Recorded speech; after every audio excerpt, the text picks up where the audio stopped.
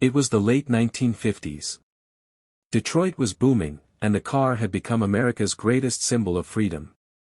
Among the muscle cars and chrome dreams, control mattered, both on the road and in life. When a racer dominated Woodward Avenue's drag strip, the locals said, "He's in the driver's seat now." Idiom 1, in the driver's seat. Meaning, to be in control of a situation. Origin, literal from the early 1900s, when driving was new, the driver's seat symbolized power and command. The phrase gained figurative meaning in business and politics by the 1920s. In car racing culture, being in the driver's seat wasn't about comfort, it was about calling the shots, on the track and off. Pushing limits, until the tank runs dry. A few years later, endurance races like the Cannonball Run captured the imagination of thrill seekers. Drivers went hundreds of miles without stopping, squeezing every last drop of gas. When a competitor limped across the finish line, the crowd would laugh. You were running on fumes. Idiom 2, running on fumes.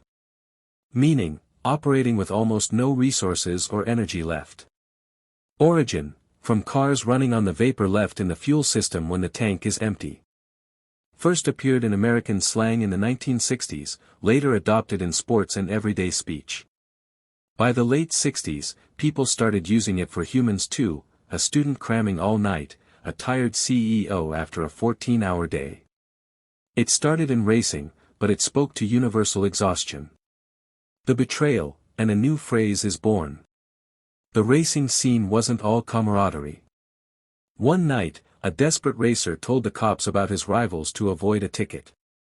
Newspapers wrote, "Street racer thrown under the bus in police sting." Idiom 3, thrown under the bus.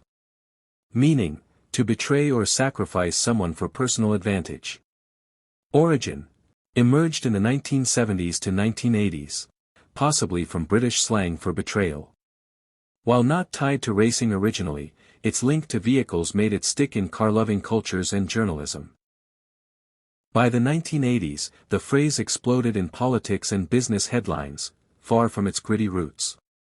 From asphalt to everyday speech. These phrases, born from cars, roads, and the obsession with speed and power, are now so common we barely notice their mechanical heritage. In the driver's seat from race leader to CEO. Running on fumes from empty tanks to empty energy.